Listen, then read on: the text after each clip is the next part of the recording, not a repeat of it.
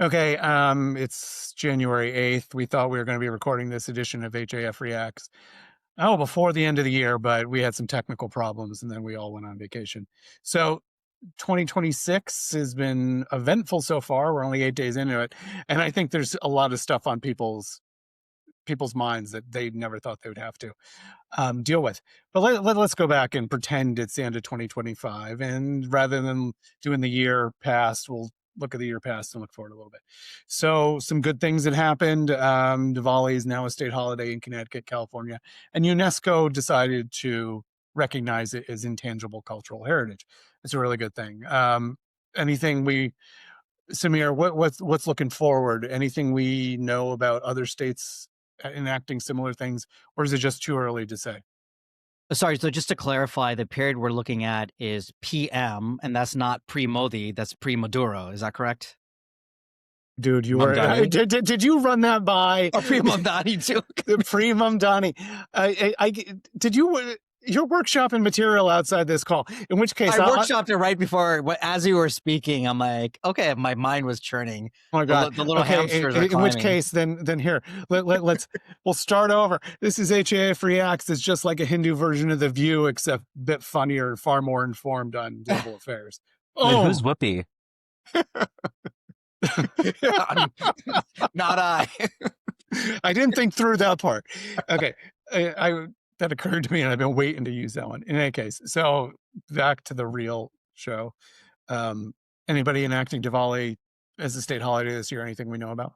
Yeah, so I think there are a couple of different initiatives that are happening. So there's 2 or 3 ways to go about this. There are states that are doing the kind of the more classical Diwali resolution, which is not legislative in nature in the sense that it doesn't have any legislative mandate, but it still is an honor and recognizing Diwali. Then there are those that we saw in California, which is officially recognizing Diwali through legislative mandate, but it's not forcing schools across the state to close. Now, there's another type of bill which we actually have in New York that is live right now that we'll be working on, which is to actually have the entire state kind of close for Diwali, similar to what they have now in New York City. So there is a state version of that bill. So there is New York. That's happening. Then Massachusetts is working on a Diwali Day bill as well. So there are definitely a few states. And then again, it's like depends on the version of what we're looking at doing. But overall, there's a lot of momentum right now in terms of just recognizing Diwali in some way or the other. That's happening in multiple states across the country. What we saw in California last year was just kind of the tip of the iceberg, I think. And we're going to see a lot more of that, and at least some level of recognition, even if it falls short in officially recognizing it as a holiday. Okay. Well, we'll pay attention to that. Going along with all those Diwali bills, Raj, let's go to you. You've seemed to track all these things. There was the obvious rise last year in anti-Hindu hatred, Twitter, X. Just a little bit, yeah. There was a little bit of it.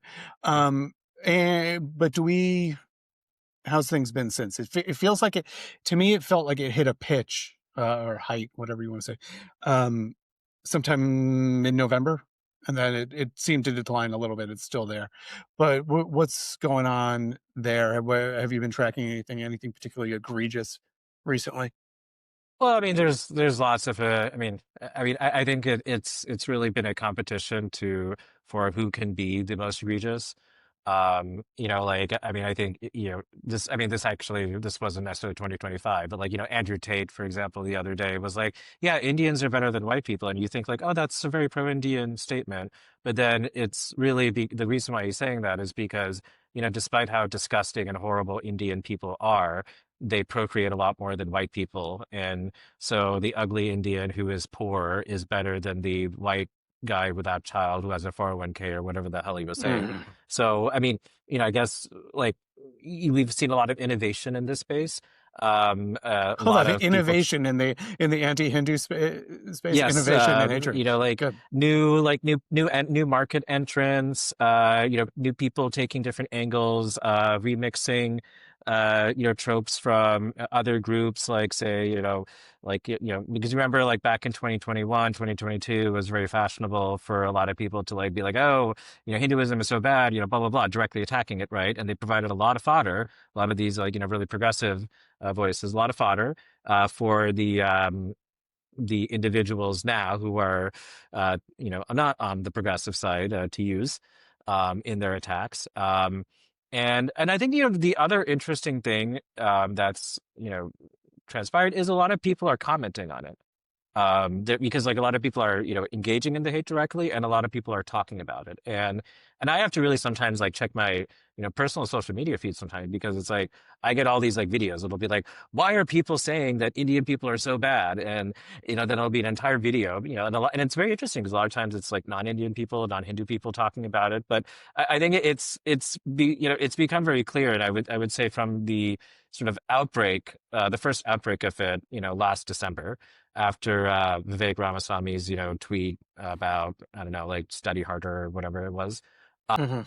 to right now, I think what you've seen is, big Christian, big rise in the anti-Hindu, anti-Indian hate, but a lot of people also directly calling it out. And I think you're seeing both, voices outside the community kind of stepping in and, talking about it, as well as like, various Indian and Hindu people in themselves engaging in it and standing up for themselves. So that's actually been nice to see as well. Mhm. Hey, Samir, before one thing. Hey, Raj, is Desmond walking around? And you got a hard floor?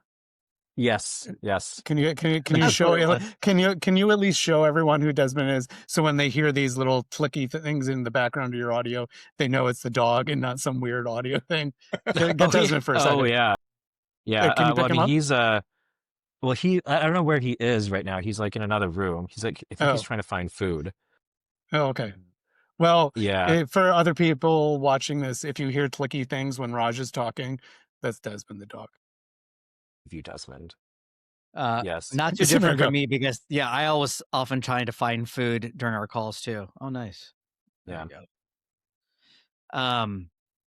But yeah, I think back to Raj's point, I think the group or the type of people that are not being innovative with their anti-Hindu and anti-Indian hate and are consistent as ever are the Mhm. Khalistanis. I mean, good old Harjit Singh with his like automatic rifles posing, his fat ass Amazon employee with his rifle there, talking about all these bad things about Hindus. I mean, these guys have been doing it for a lot longer, right? So they're definitely not innovating. It's Oh, nothing new for them. They're at least consistent. yeah, I mean, we saw it. I don't know if we commented about it officially as AJF, but when there was a Hindu man who was lynched in Bangladesh, which I had the misfortune of someone sending me the original video of this man literally on fire. It was really one of the most horrific things I've seen, and I've seen some. Um, there was a protest in London, and the Khalistanis came out to be like, it, they were protesting in favor of getting justice for this man, this Hindu Bangladeshi man. And the Khalistanis were saying, basically, there's not enough anti-Hindu voices out there, so we're going to show up at this guy's protest and counter-protest. It was Yeah. just, it was something. It was something. Yeah. Yeah. Go ahead, Raj. Yeah. Yeah, I mean, maybe we can have an award ceremony, like an Oscars, like for like the best like anti-Indian, anti-Hindu content. But because I think they would still win. I mean, I think there have been some admirable efforts from the white groyper or the white nationalist or whatever, segments that you have in the US. But like, I think they still really haven't gotten up to that level. I mean, the Khalistanis have really had the first mover market advantage. They really have developed and perfected the model. And so we'll see if the other ones can meet their standards. Yeah, I mean, if we're going to straight face this, I mean, they've done an admirable job of newsjacking every situation where there's not a pro-Khalistan angle to try to put one in there. They have. Well, I think the other thing here, to be serious for a moment, is that these types of protests actually lend a lot of credence to the accusation that the Khalistan movement is nothing but a propped up ISI project, right? Because who stands to gain to divert attention from what's happening to minorities and just the general level of chaos and violence in Bangladesh? It's Pakistan, right? Because those groups that are committing the violence right now are Jamaat-e-Islami, and they're those types of organizations that are closely tied to Pakistan. And there's been a lot of news reports recently of Pakistan getting its fingers back in the military into Bangladesh. And so, the Khalistan movement has, had ties to the ISI. And so, if this is a Pakistani playbook, it makes perfect sense. So you want to divert attention. You want to kind of insert something else into the news here, and kind of get it back away from the atrocities that are occurring and the brutality that Hindu minorities are facing in Bangladesh to this, absurd, artificial movement of Khalistan.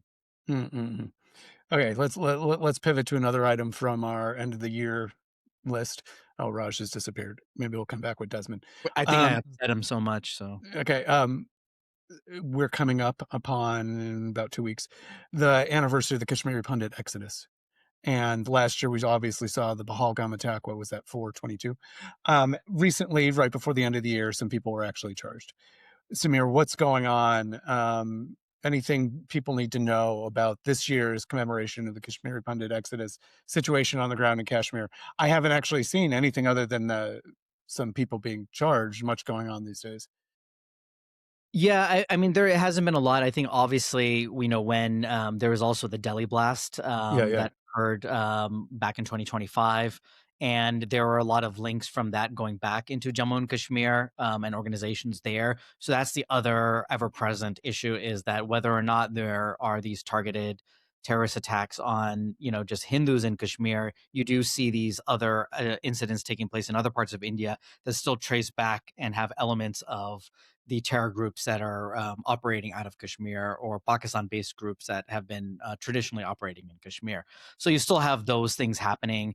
Yeah, other than that, I haven't been hearing a lot either. Obviously, there are going to be constant, remembrances and commemorations of the Exodus and ethnic cleansing. I'll be actually speaking at a synagogue about that, trying to educate members of the Jewish community about what took place there.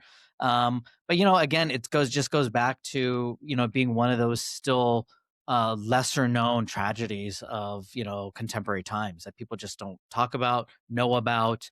And when they think about Kashmir, that's the last thing that they actually think about, when it should be one of the first things that they think about. Okay, I'm giving it a pause there. It's a heavy one. Yeah, it's a One of lot. the things it is. I mean, it really is. It's one of those things that people just don't realize the scale of it. I mean, in some of the language that was used against the Kashmir Pundits, we still hear today, like, convert or die sort of thing. Um, let's talk about Farah.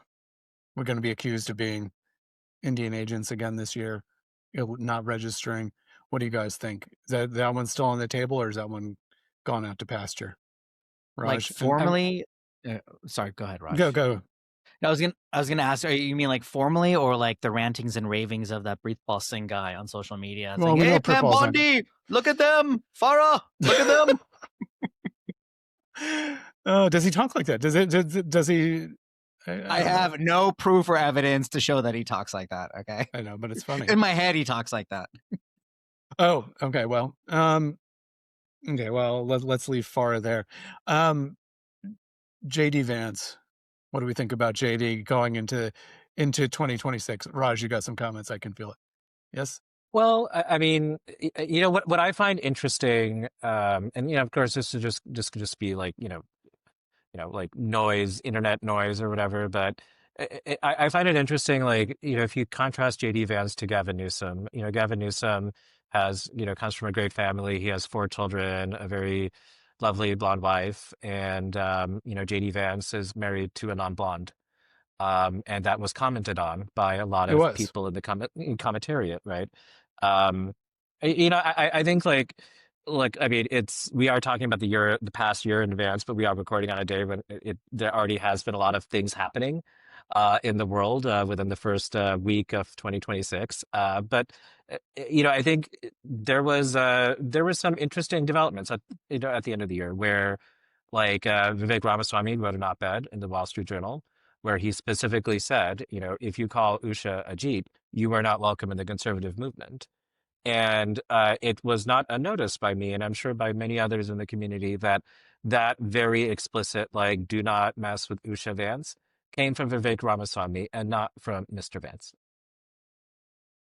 Yeah, what that's coming out of, for people that don't remember, I believe it was Nick Fuentes. He was going on, it's like, I'd rather vote for Gavin Newsom than JD Vance because, you know, he's a race traitor in Nick's eyes.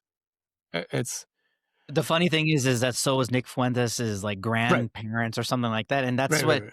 I think it's people that have these they're young people that have identity crises or have been failures in life that are just angry right now, and we're the scapegoat, right? Mhm, And you know, people like Usha Vance, Vivek Ramaswamy, when they see them, they can't stand to see successful Hindus, and that's what gets them, right? If we were probably, you know, had, and I'm not saying that in general, like I don't want to play into the model minority myth or anything like that, but like if you saw like, you know, Hindu Americans standing around in bread lines in America or like on the streets, like with like a large percentage of the homeless population, they would probably have disdain and hate for us, but it wouldn't be to this level. It's because they resent us, right? They're like, you guys, call us poor, dirty, and disgusting, but then they can't, like, they have this cognitive dissonance about how can we be successful? Oh, it must be because you're cheaters and scammers too, right? So they're mhm, having time processing this, and their small brains are not able to compute. So it just comes out in this like angry, vitriolic social media rants that don't make any sense, and they themselves have their own. You know, it's coming from a place of like insecurity and, you know, identity crises and not mhm. feeling that they have like a place in this world. Yeah, I think there's a parallel there to try to get us around to another topic I know we wanted to discuss with a lot of the classic anti-Jewish tropes. The Jewish community in the United States punches above its weight. It always has. They've been successful, largely creative, not everyone, obviously, but you see some of the same things in the Indian American community, let alone just the Hindu American community. It's been largely successful. You know, in many fields, everything from, not to denigrate it, but from motel ownership and convenience stores up to the C-suite at the biggest corporations. And so people are angry about it in the exact same way. Um, Yeah, I mean, it's what I think is also worth thinking about is like, yes, I mean, if you look at income or median income, for example, like Indian Americans are obviously up there. But I think the broader message, and this is not just a message for Hindu Americans or Indian Americans, but it's really just for anyone who is a minority, which is like they will hate you if you are poor and they will denigrate you if you are poor. I mean, look at what people say about Somalis. Like, I mean, I've seen so many jokes about like, oh, they're this, that, that. Look at how they look, all of these things, right? Independent mhm, of whatever's going on, just like purely based people just expressing raw prejudice against, you know, them for cultural or just very superficial reasons, right? And so they, you know, so they're like, they take government assistance. I hate them. They're foreigners. Then you look at Indian Americans, who are a very different community, like probably disagree with the Somali community on a lot of, you know, particular issues, perhaps. But it's like, even then, it's like, no, that's not okay. Like, it's not a, like, you know, even if there was like a girl who was, whose photo went viral because, you know, people thought she was attractive and they were like, why is she speaking with an American accent? That's disgusting. So it's like, you make fun of us for having an accent. You don't want us to have an American accent. You make fun of people for being, you talk about minorities or brown people being a burden, you know, being you know, a tax on the welfare state. But then you also hate the fact that Indians are not poor begging on the streets. So right, it's like right. really the only thing that really is really consistent is that they just don't like, you know, brown people, right? Well, And it's like some people are like that. And you know, and it's funny because, you know, I am old enough to remember that when people actually said Polish jokes, like Polish people are yeah, dumb jokes. when I was growing up, yeah, yeah, Yeah, exactly. When I was growing up and I'm like, I was like, I didn't know. I was like, okay, that's I know that you make those jokes, but I have no idea what you're talking about. But it's like, you know, now you have like Polish origin people like basically presenting themselves as heritage Americans as if they came on the freaking Mayflower. yeah, yeah. You know? What, all of that is true. The one thing that had occurred to me though, and I would love to get you guys to weigh on it, I put it into a HAF chat, and nobody really picked it up except one person. How much do you think this is the hazing that every single frickin' immigrant community has gotten in the United States since the founding of it? Do you think, like, is it in that category, or is this something unique? It obviously sucks for everybody going through it, but will this pass? And is it part of that, or is there something else going on? Your sense? Yeah, that's me that did not pick up on it in the chat. Um, um, yeah, you know, I You can think disagree with me. I don't need agreement. no, I I'm just putting it out there. so I definitely I think I see the historic trends and the patterns to that. I guess what's odd is that if you were to follow that line, and you did to some extent see some of that, like in New Jersey back in the 80s, right, with the dot buster gangs and some of the hate crimes against Hindus and other Indian Americans. I guess the timing of it doesn't like fit into the pattern, right? Like it should have been Yeah, you're more right. You're upfront right. from like the 60s to like the 80s or that period of time, right? But now you're talking about generations in, and maybe that is because there have been additional waves of immigrants that have been coming in, right? That have come in like post 2000s. That's maybe changed how the community has been viewed. And maybe if that hadn't happened, it wouldn't, of those waves have not come in, maybe things would have been different in terms of how the community has been viewed. But I think there is that, but I think there's also like there's a lot of things that are coming together right now, right? There's just, I think, a sense of, and I think a lot of people felt this as Americans. It's not like, just all these like, racist fringe people right now, but the people that were fed up with kind of our broken immigration system in general. And so things are kind of coming to a head already. And then on top of that, you saw like all these, like the trade war or the tariff war between India and the US, and kind of like Trump playing into that. And I think speaking to his base, I think that riled people up. And I think that kind of like got people going. So I feel like, yes, that kind of does fit into a historic pattern, but the timing of it to me is different because of a lot of other things that have been happening All that right. have really amplified what we're seeing right now.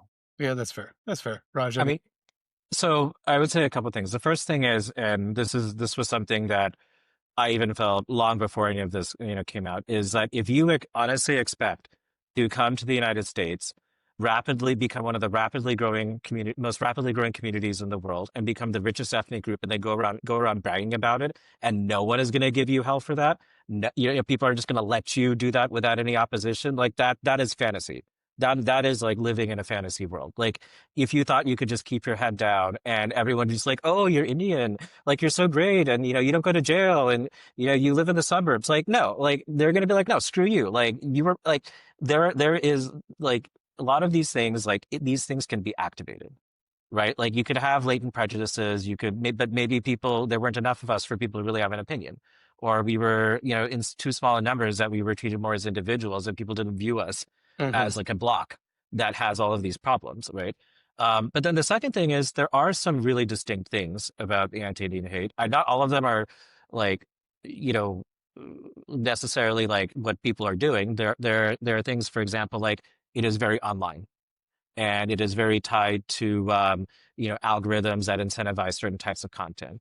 I think our community, especially India, is a very large country with a very polarized system. And like we were talking about the Khalistanis earlier, I mean, really, there is no one better at engaging in anti-Indian hate sometimes than an Indian. Yeah. Like, I mean, there are even memes about this. I mean, I Yeah, think yeah, there are yeah. people who are pretty online and savvy that know actually this is the case, right? And this has been the case for years. And then the third thing is that because we came in, and a lot of us in the U.S. specifically kind of came in as a sort of quote privileged, self-identified privileged population, is there's also a bit of like moralizing the issue back on us instead of looking at it in terms of like, no, we are just what, we are an ethnic group in the US, just like many other people. We're a religious community, just like many other religions that exist in America. And there is no special burden on us to accept or deal with this because of some whatever sort of bad things or, guilt that we have about how our society and civilization has transpired. Right. I think that is what is a very unique thing, right? Where it's like you have a lot of Indians who just hate being Indian. They hate being Hindu. Like they just have a lot of hate against themselves and they express it. You have a very online and a very rapidly growing community, right? And, even financial incentives to engage in it. And then you also just have a lot of people who just don't believe that we really should have the same rights and should be treated the same as everyone else, which is kind of what we're here for. Like we don't actually want to be treated special. We are just one of many ethno-religious communities in this Mm-hmm. country. And that in and of itself is unremarkable. Okay. I've got a couple other items from past year, but in the interest of time, let's look forward. Um, we already mentioned some Diwali bells. Kashmir Pandit Exodus has a couple weeks. Samir, what do you see going forward in this year? What should Hindu Americans be looking out for? Whether that's from HAF, what we're working on, or just more broadly. Yeah, it's funny because we were just kind of chatting about this, I think, on our internal Slack chats last few days, and I think in general, we're going to see a lot of disruption in 2026, and that's doesn't isn't like confined to the Hindu American community or Hindus more broadly. I think that's just the world is going through a lot of major upheaval and changes. And disruption, which unfortunately could create and bring more of what we've seen in 2026. I think 2025, sorry, what we saw in 2025, I think things are building. But we've already seen like in the first week, literally world events in both Iran and Yeah, Venezuela. I'm going to check to see if the United Greenland's part of the United States right Yeah, now. Greenland, who knows? Our friends in the American state or colony of Greenland. Um, so things are rapidly moving. Things are there's a lot of disruption happening, and I think we're going to feel that. I think you're going to see, as also US and India relations, how is that going to turn out, because that always blows back on us, right? As much as we want to say we're Hindu Americans, we want to kind of create our own identity here. Anything that happens there or between the US and India always has repercussions for the community here, whether we like it or not. So I think that's going to be interesting to watch. And I don't know how that's going to play out. I mean, the Khalistanis are Khalistanis. They live in Fantasyland, which is right next to Frontierland and Disneyland. I thought it But was right next to Fresno. yeah, Fresno, between Yuba City and Fresno. So they're going to be consistent in what they're doing. But I think we're definitely going to see an immigration. On the immigration front, I think you're going to see a lot of changes happening in 2026. I think we've already seen that, right? I think there were a lot of community members that had gone back to India. And then they got stuck there because their visa interviews to get back into the US got delayed by months. And so I think you're seeing a lot of changes there that are happening. So I think it's going to be, I would say overall, I mean, not to be the bearer of bad news, it's going to be a disruptive year in general, I feel.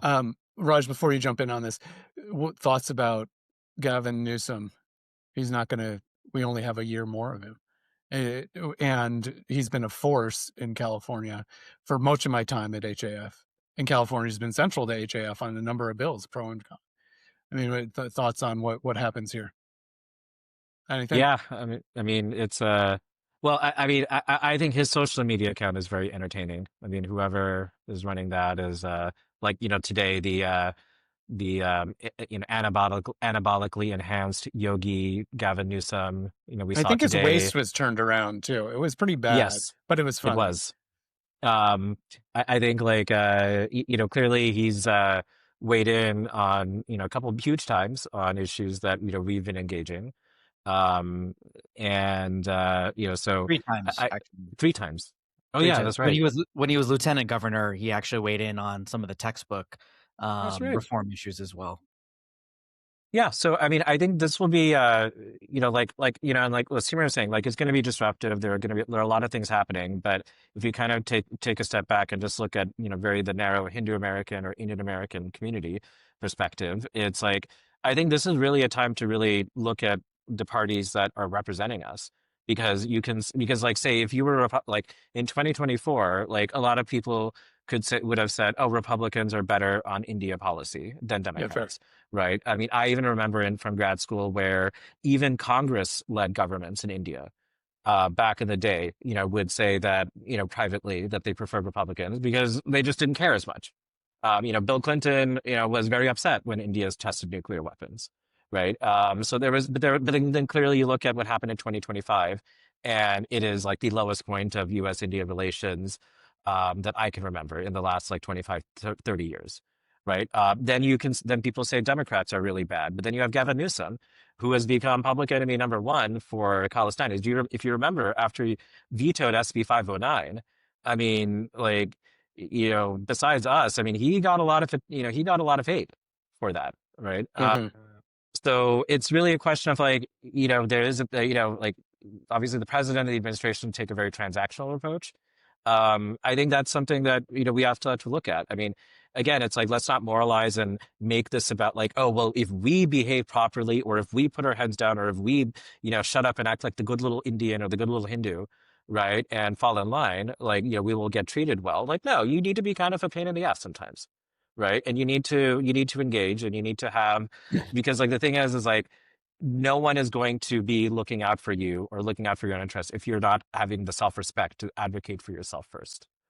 I think 2026 is the year to push the middles of both parties, to Mm. push the moderates in both parties, because I think you see movements in certain parts of the country where, like in California, for instance, in the Bay Area, there's a resurgence of centrist candidates and moderate Democrats.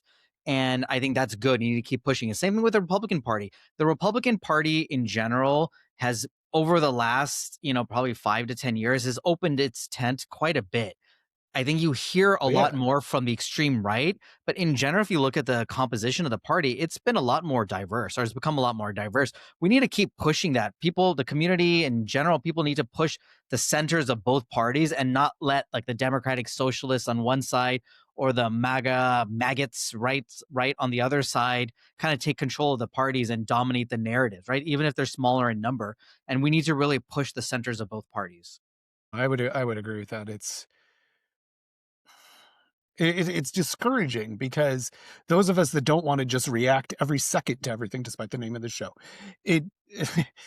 I've had trouble with this, but we named it that because I don't want to react to things, and that's part of the issue. Like I don't want us to actually take a stand on what just happened in Minnesota, but the initial reaction from both sides, you got the administration talking about how this is an act of domestic terrorism, and then you look at the from the other side who think this was like a targeted killing of a anti-ICE protester, when frankly it was just a hugely tragic situation that escalated out of control. It's just like people didn't need to weigh in that quickly, and everybody like took their stand without thinking, which is just my rant about pushing the middles more and having a more measured response to things and not getting into this tribalism where everybody is 100% right on either side at whatever camp you sit in.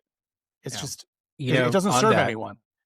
what I want to say on that is I do have a lot of feelings about that. The thing is, you had a government agency that was rapidly expanded by a lot of people who, quite frankly, were not really qualified, whose only qualification was like, let's get them immigrants or whatever, right? And you have, situations where they're being used as political tools.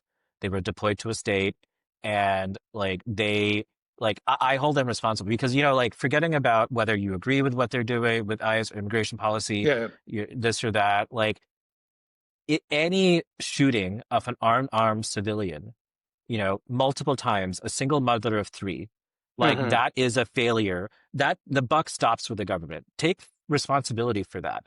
Like if your first instinct is to be like, well, yeah, great, she's dead because she was a damn left-wing protest. Like, Yeah. Yeah. I'm sorry, that is bullshit. Like that is bullshit. That is not the America I grew up in. The America I grew up in was not run like some little third world banana republic. The America I grew up in was like, look, like if the government screws up, if your rights are violated, that is investigated. There is a process on that. Yeah. Yeah. Like you don't just get to shoot someone. Like, okay, yeah, there are officer involved shootings all the time, right? And like clearly, like in a lot of cases, there, in our history, there have been a lot of those shootings have, had a racial component to it, and that has, sparked community anger. But there are also a lot of there are a lot of incidents, right, with law enforcement, and that is assuming that these people are trained and that they are actually experienced and they follow procedure, right? When you have a bunch of so they have to take responsibility for the fact that you have a bureaucracy that is operating a certain way. Like, even with us as an organization, like, maybe, the executive director, maybe us, maybe we're not involved in every single little detail, but if something happens downstream, right?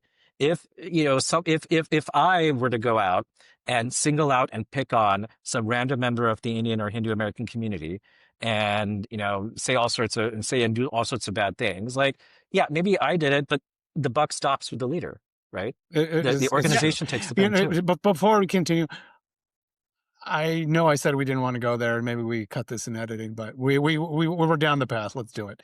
Samir. Go. Yeah, I was just going to say that, look, I think in this situation, the best response would have been from, Trump and the administration in general, and from ICE officials, et cetera, the Department of Homeland Security, would have been that, this was a tragic incident. We're going to look into it and investigate it. And then at the end of that investigation, if they had come out and been like, hey, this is what we found. She was, weaponizing this vehicle and putting the risk, the life of an agent at risk. And so he was, he had no other choice but to defend himself, or he viewed himself as being at risk of dying and he had to defend himself. Okay. But the mature thing would have been to say, hey, we're going to look into this. We're going to do an investigation. It was a tragic incident all around, and we're going to come out with findings on it. But everyone's like popping off at the mouth right away, and this and that and all that stuff. And that's the problem. Like, there's no process. There's no like sense of like, let's let things play out. Let's investigate. Let's look into it. And then we can make a decision on what transpired and what didn't transpire. Yeah, that's actually called government accountability. Yeah, I agree with all that. I guess I can put myself in the place of that officer.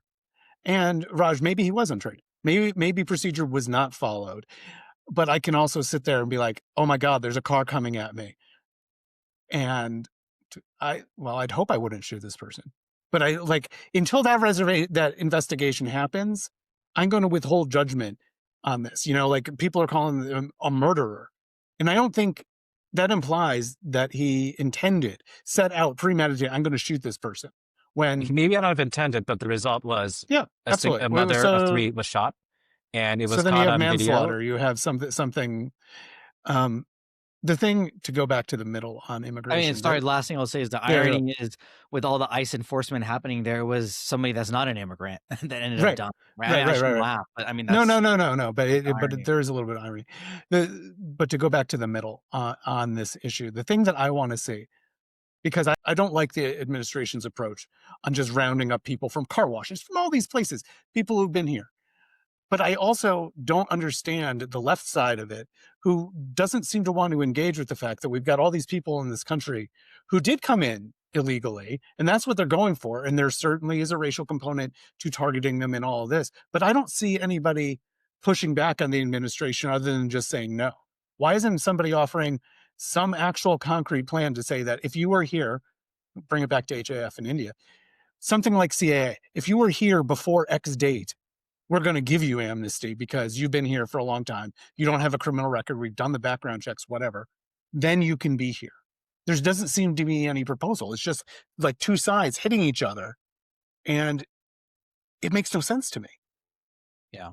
And things are fought in narratives, right? In rhetoric, right? And I think that's, I'm not like saying this about everything that's happening right now, but this analogy was made, and I forgot who said this, but just talking about the Venezuela, capture of Maduro, for instance, is that, maybe not that exact incident, but this is what America has been doing for decades under both the Republican and Democratic administrations.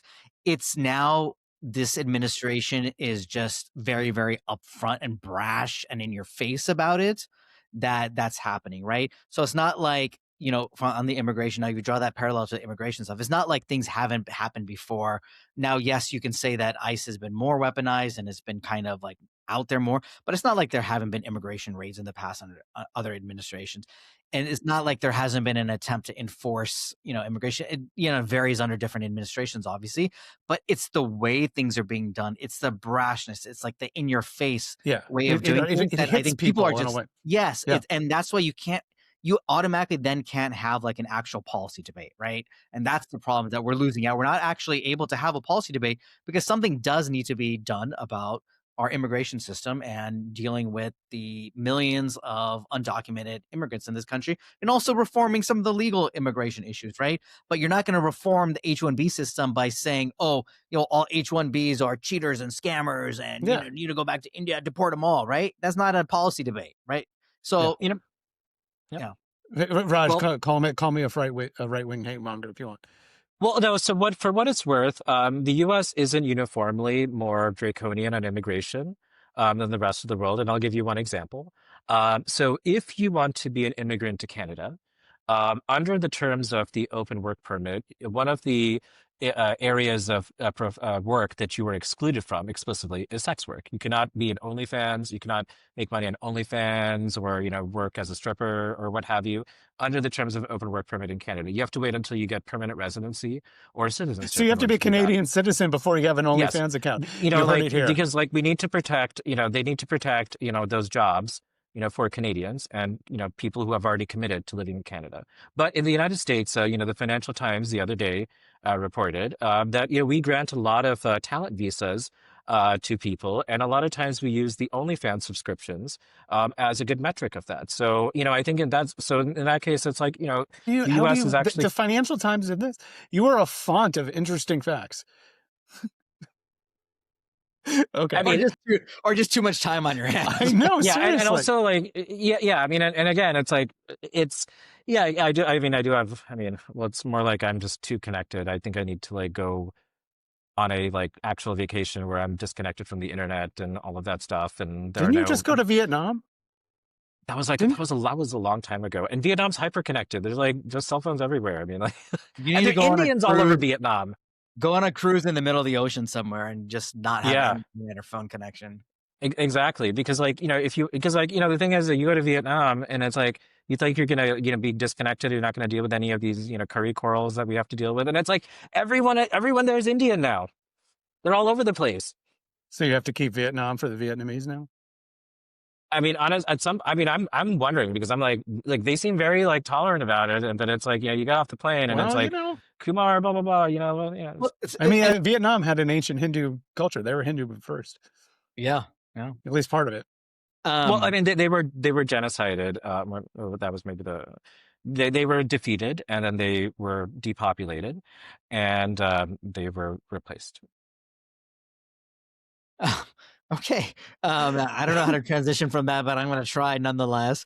But I think one thing, and all of this maybe kind of brings down to the point that you're seeing a lot of these same patterns in other places. Maybe it's not happening in the same way because you don't have a funny guy, orange skinned guy in the Oval Office doing those things. But all these immigration crackdowns, right? Rod, you give the example of kind of some of the restrictions in Canada, a good example. But you see a lot of pushback on unchecked immigration in Europe, right? I mean, Europe has kind of been dealing with this for much longer. And so you see a lot of this happening in other parts of the world as well. So we're not necessarily unique here in the US that we're dealing with this stuff. I think it's just the way that's happening that it's kind of really causing people a lot of a lot of sticker shock, so to speak. So, I mean, I think goes back to kind of way we were talking about where are we going in 2026? Disruption, right? I mean, this is what you're seeing throughout the world. The US is one example of that. Yeah, if one fight we're running out of time here, and this is longer than most of these, and we have commitments other than recording this. But one thing to the disruption that's occurring to me is I'm trying to wrap my head around is it really feels like the post-World War II order that we all grew up in is just done. And I'm trying to accept that. And it's giving me a lot of solace, actually, because my expectation about behavior of nations, whether that's the United States or anywhere else, is all bets are off. So I don't expect international law to be followed. I don't expect anything. So therefore I don't get as upset, But if you sit there being like, the United States shouldn't do this, Britain shouldn't do this, India shouldn't do this, China, whatever. Well, there's no shoulds in it, so I don't care anymore. Not that I don't care. That's the wrong way to put it, but. Yeah, I would say that order is probably done in the sense openly, at least, right? I think we did a better job of justifying how things fell under international law and were acceptable, et cetera, and how we're complying and maybe getting UN Security Council approval or, just something before that, get that mandate. But the actions are the same at the end of the day, right? It just had the niceties around it and how it was done. Now, kind of the niceties and the international institutions have been rendered meaningless. And we're just doing things, right? And doing them out loud and publicly and with social media, amplifying it everywhere. Yeah.